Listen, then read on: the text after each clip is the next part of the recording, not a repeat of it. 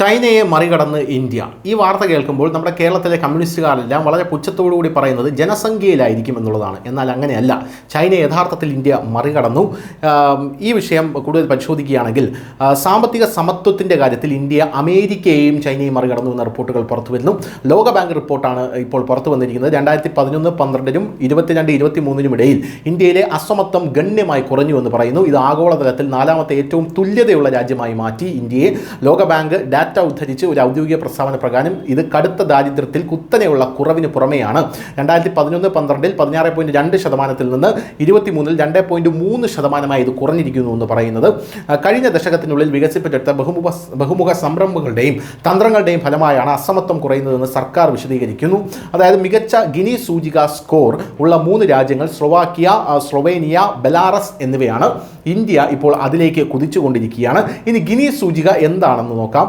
China, USA, United kingdom തുടങ്ങിയ രാജ്യങ്ങളെ അപേക്ഷിച്ച് ഇന്ത്യ വളരെ മികച്ച സ്ഥാനത്താണ്.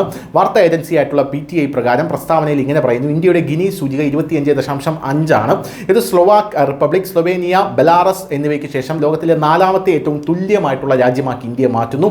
ഒരു രാജ്യത്തെ വീടുകളിലോ വ്യക്തികളിലോ ഉള്ള വരുമാനം, സമ്പത്ത്, ഉപഭോഗം എന്നിവയുടെ വിതരണത്തിലെ തുല്യതയുടെ വ്യാപ്തി വിലയിരുത്തുന്നതിനാണ് ഗിനി സൂചിക ഉപയോഗിക്കുന്നത്.